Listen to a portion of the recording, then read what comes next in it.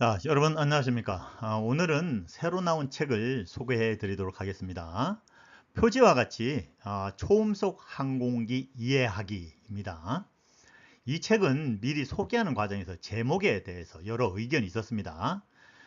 제목은 책의 특징을 규정하는 것으로 많은 고민 끝에 초음속 항공기 이해하기로 정했습니다. 이 점 양해 바랍니다.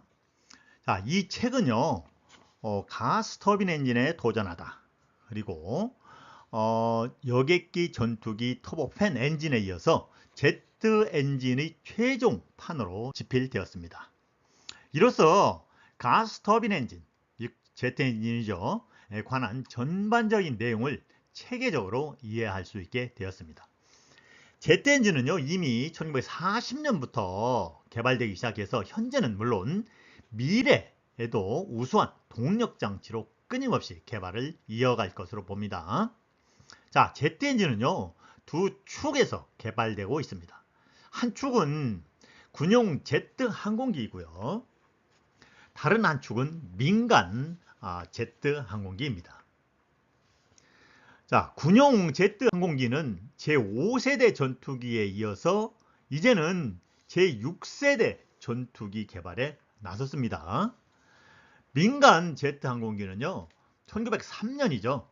콩코드 초음속 여객기가 퇴역한 이후 개발에 관한 뚜렷한 성과가 없었지만 2024년 올해죠. 나사에서 X-53을 개발을 해서 시험 비행을 앞두고 있습니다. 우리나라도요, 4.5세대로 알려진 KF-21 초음속 전투기 개발에 성공했죠. 이를 기반으로 더 성능이 우수한 초음속 전투기 개발에 나서게 될 것입니다. 이처럼 가스 터빈 엔진 또는 제트 엔진은 성능 개량을 위한 개발이 계속될 것입니다. 또 하나 고무적인 소식은 한화에서 항공용 가스 터빈 엔진 개발에 나섰다는 점입니다. 아마도 머지않아서 국산 항공용 가스 터빈 엔진도 개발될 것으로 봅니다.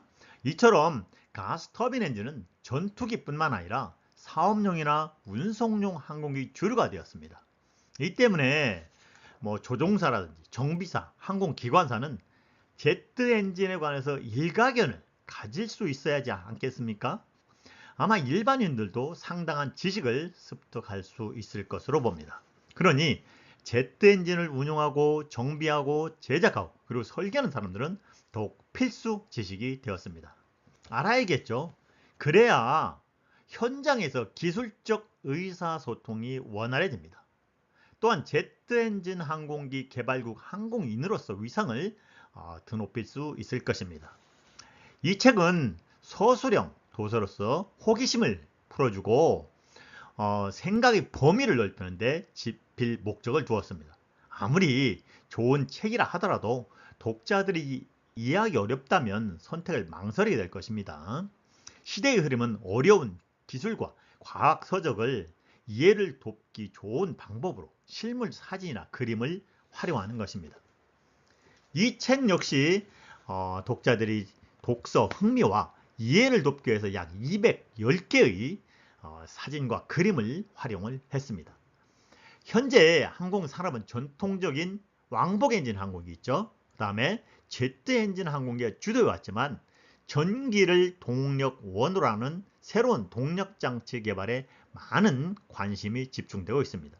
잘 알려진 도심 항공교통 또는 eVTOL 항공기입니다. 아직 개발 중이지만 점차 현실로 다가오고 있습니다.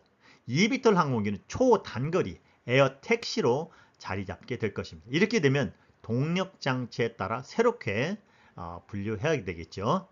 어쨌든 가스 터빈 엔진, 제트 엔진은 아마도 다음 세대까지 최고의 동력 장치로 개발을 이어가게 될 것입니다. 다만 제트 엔진의 배출 가스가 지구 환경을 위협하는 요소로 지목되면서 청정 연료 사용을 촉진하는 계기가 될 것입니다. 다음 볼까요? 먼저 여러분들이 소원에 항상 감사드립니다. 항공 선진국의 기본 요건 중 하나가 구성원의 항공 지식입니다. 대부분 참고서가 원서로 되어 있어서 항공 지식을 학습하는 데 어려움이 있었지만 이제는 국내 서적만으로도 상당한 지식 향상에 도움이 될 것입니다. 이러한 노력을 어렵게 하는 것 중 하나가 불법 복사와 불법 스캔입니다. 그런데 안타까운 것은 대학가와 학원을 비롯한 항공에 종사하는 사람들에 의해서 이루어지고 있다는 사실입니다.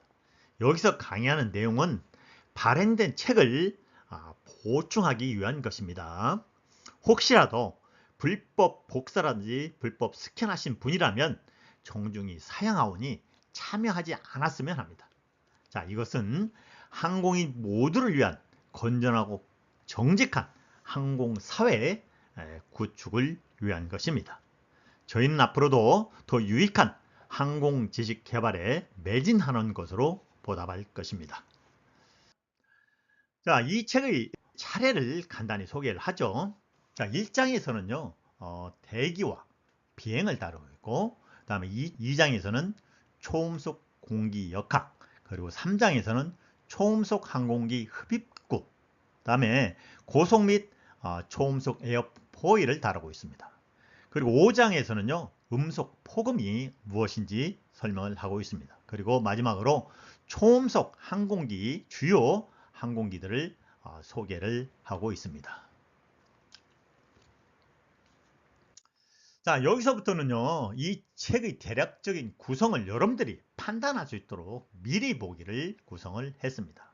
자, 앞서 설명한 바와 같이 이해를 돕기 위해서 여러 가지 많은 그림을 활용을 했고 관련 내용을 서술해 놓았습니다. 이해하는데 상당한 도움이 될 것입니다. 다음 볼까요?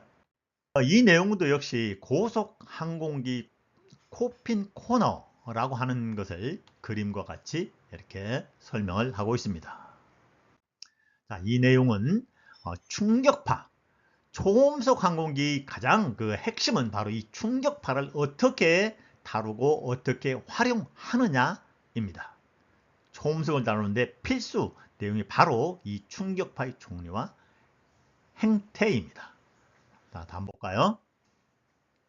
이 내용은 초음속 전투기를 이렇게 보면은 꼬리 날개가 좀 특이하다는 것을 볼 수가 있어요. 특이하죠? 전체 가동 꼬리 날개고 설계되어 있는 이유 등을 설명을 하고 있습니다. 또한 충격파에 따른 항력의 변화가 어떻게 변하는지 등을 설명을 하고 있습니다. 다음은 이 내용은 초음속항 공기 흡입구 있잖아요. 왜 관해서 설명을 하고 있습니다. 초음속으로 비행할 때 엔진으로 유입되는 초음속 공기 흐름을 어떻게 아음속으로 낮춰야 하는가? 이것이 가장 또 핵심 중에 하나입니다. 이것이 초음속 항공기의 핵심 기술이기도 합니다. 다음은 초음속과 또한 음속 폭음이라고 하죠. 소닉 붐은 피할 수 없는 현상입니다. 예를 들어서 2009년도죠. 전주 지역에서 엄청난 폭음이 발생해서 한동안 소리의 정체로 인해서 시민의 궁금증과 불안감이 증폭시킨 사건이 있었습니다. 이 폭음은 미 공군 F-16 전투기가 규정을 위반하고 초음속을 돌파하는 과정에서 발생한 것으로 밝혀졌습니다. 당시 음속 폭음으로 건물 유리창이 흔들리고 자동차 경보기가 작동하는 등 피해가 상당한 것으로 알려졌습니다. 실제 심한 경우 약한 건물이 무너질 정도입니다. 이 때문에 전투기는요, 도심 주변에서 이 같은 기동을 엄격하게 제한하고 있습니다. 민간 초음속 여객기가 퇴역하게 된 한 원인도 음속 폭음입니다. 실제 X-59Q 이스트라고 하는데요. 이것은 quiet입니다. Quiet Supersonic Technology, 이 약자로 되어 있는 거죠. 이것을 의미합니다. 즉 음속 폭음을 최소화하기 위한 설계 기술이 핵심입니다. 자, 다음 볼까요? 자, 항공 역사에서 우리가 초음속 여객기는요, 콩코더와 TU-144가 있습니다. 개발력 운항 미스나 여러 문제로 모두 퇴역을 했습니다. 이 내용은 콩코더의 흥동시험에서 반공날개라고 하죠. 좀 특이합니다. 이 반공날개에서 발생하는 와류의 행태를 설명을 하고 있습니다. 이것을 어떻게 활용하고 있는지 이러한 내용도 함께 다루고 있습니다. 자, 결론적으로 이 책은 대한민국 항공인, 항공 지식을 넘어 세계적 항공 산업을, 항공업계를 이끌어갈 인재 양성에 도움이 되었으면 합니다. 항공 선진국의 도약의 주역은 바로 당신입니다. 감사합니다.